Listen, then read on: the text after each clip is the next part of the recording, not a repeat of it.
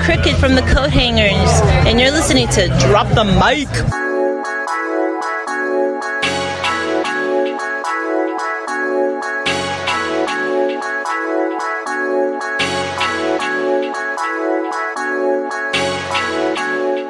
Welcome back to our humble podcast. I'm your host, Wesley the Swan Swanson. Alongside me again, we have Chris Pawlak, returning from last week's episode for our year-end show.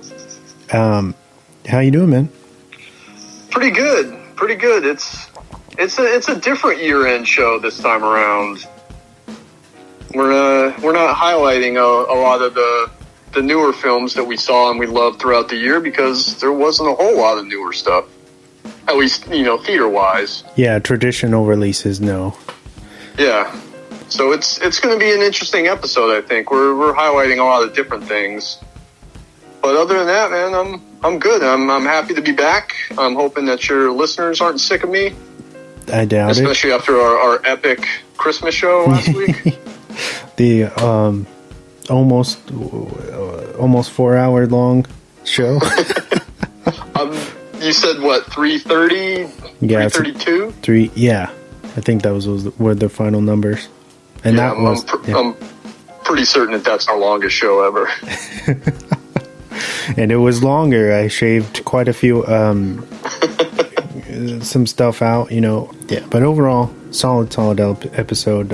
Thanks again for doing that and coming back so soon to talk about what we've been through this year, pretty much. Yeah. Happy to be here, man. Literally.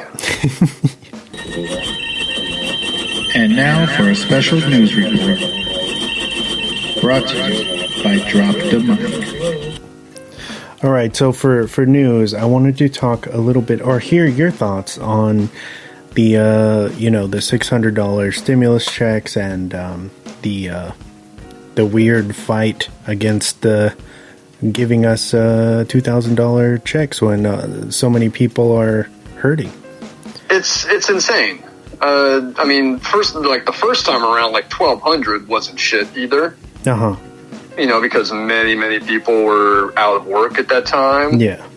We're struggling, and now obviously it's a lot worse than it was in the spring. And $600 is an insult. And it's not even the direct payment that's really needed. It's, the extension of unemployment benefits for many of those who are still out of work, me included, because I'm currently furloughed. It's the moratorium on evictions and rent, because a lot of people can't handle that. Mm-hmm. Moratoriums on mortgage payments, because many people might not be able to handle that. And obviously, I don't want to see them end up out on the street, as I'm sure they don't either. So, the money is nice, a nice check, more than $600, because $600 isn't shit. That's less than a week's worth of pay for me. What is more important is, those other things that need to happen. They also, is it true they cut off the benefits are done for unemployment as of now as well? Yeah, they let them lapse because Trump didn't sign the bill in time. He was trying to hold up the bill for all kinds of other shit and didn't sign it in time. Eventually he did. But a lot of unemployment benefits lapsed. So people who might have run out now have to re-register. Oh, I see what you're saying, yeah. Yeah, so it could be an even longer amount of time before they start getting money coming in again. Because of the how backed up the EDD system is still currently, right? Yep, it's backed up because there's a lot of people in need right now. So they have a backlog. I mean, I fortunately was lucky enough it didn't take a whole lot of time before I was getting a check coming in. Excuse me. But I know a couple of friends of mine in a couple other states that it took months and months for them to get anything coming in. Yeah, it's pretty scary, man.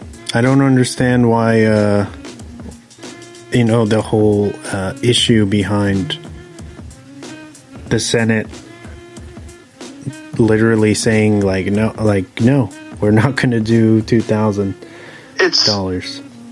It's crazy because the amount of money and breaks that they want to give to corporations and the rich,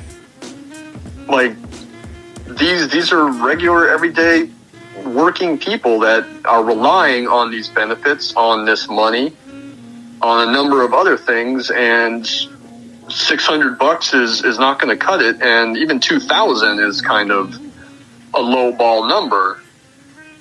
But the fact that they don't want it, that the Republicans in the Senate don't want to approve that, is crazy to me. Even Trump is saying it needs to be $2,000, but he's doing that to kind of benefit himself. Yeah, in his own means. I mean, in no way, shape, or form do I think he gives a fuck about the average everyday American.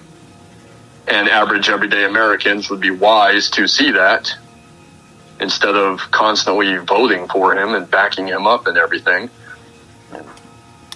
But I told you just before we went on air, people vote Republican against their own interests all the time. And time again, Republicans have shown that they do not give a fuck about the average everyday American. They don't give a fuck about working people. They only give a shit about rich people and corporations. And they have proven that time and time again. Also, tax cuts for the rich does not trickle down. They've been trying that shit for 40 years since Reagan was in office. It never trickles down. So why they continue to push that and why people continue to vote for the politicians that push that is beyond me. Do you think, what do you think is going to happen? Are we going to end up with the just the 600? I think unless the Senate flips next week, based on the Georgia, the two Senate runoff races in Georgia, unless it flips Democratic, probably all you're going to see is the $600. If it flips Democratic, there's a chance that some new legislation could get written and pushed through with a $2,000 plus stimulus check. Mm-hmm. But I mean, right now it all comes down to Georgia next week. Yeah, the 5th, right? Yeah, that's next week. So that's next Tuesday. It's those two Senate runoff races in Georgia, which if the Democratic senators win those, would give a 50-50 split in the Senate, at which point Vice President Kamala Harris will have the deciding vote in the Senate. So things would go in the right direction with those two Democratic senators winning, hopefully. And in all honesty, I think that the Republicans might be shooting themselves in the foot right now by denying the $2,000 payment and putting their foot down and saying you're only going to get $600, because they're probably doing damage to their chances in the Senate, which is kind of the hard way for us to get a win. But kind of, if that's what it's going to take to have those two Republican senators lose that race in Georgia, and we can get a Democratic majority in the Senate, then things could possibly go in a much better direction. So like I said, it's kind of a hard way to go about the win, is to only get the $600 stimulus check. But if you get the Democratic Senate and the Democratic majority in the Senate, then things could potentially turn out better. And I'm almost positive that if that does happen, there will be some new legislation that will try to get pushed through the House and the Senate. That would benefit more people like you and I, and not rich people and not corporations. Well, hopefully that all works out, right?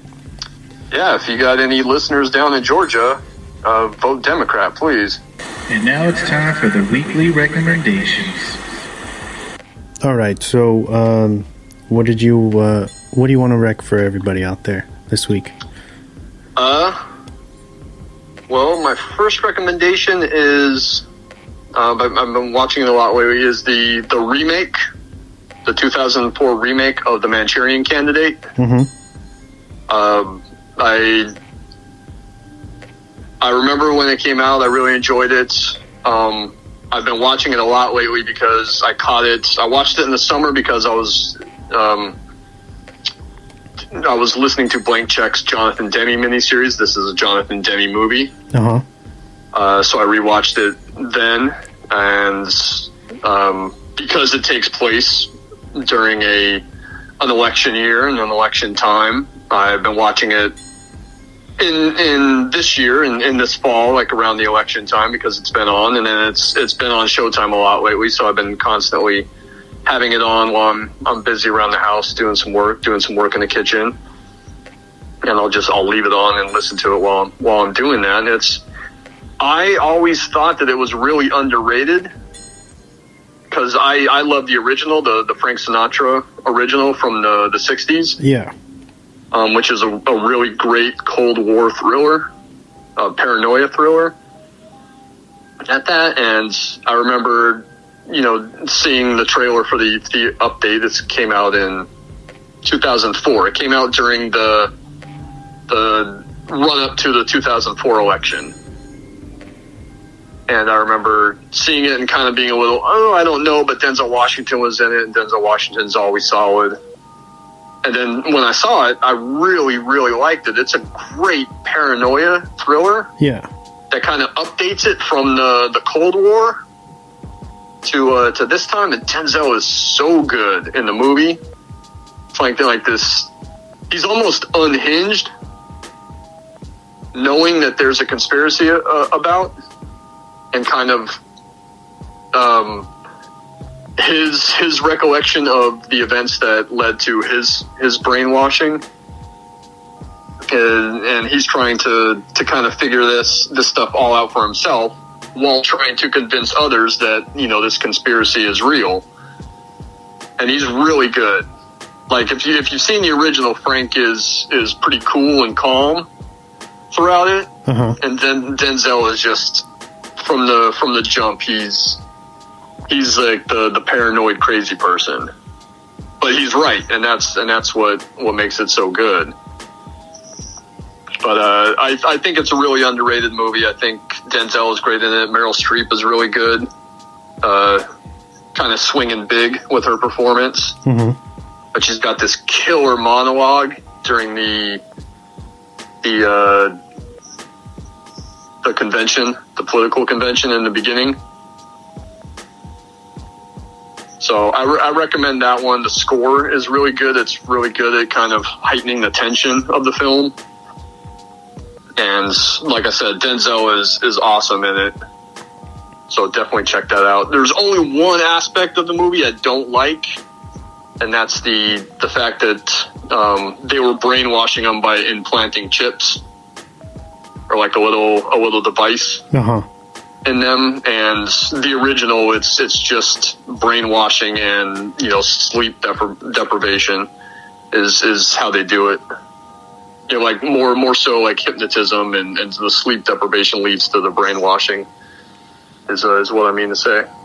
But other than that little small aspect that the remake does, I think it's a really good movie. It's also got the original one sheet poster that came out for it. Mm-hmm. Is still one of my favorites, and it was just a white poster with the political button on the background, and it had some blood dripping off of it, and the tagline said everything is under control. And I think that was just a teaser poster for it, but I think the final poster is kind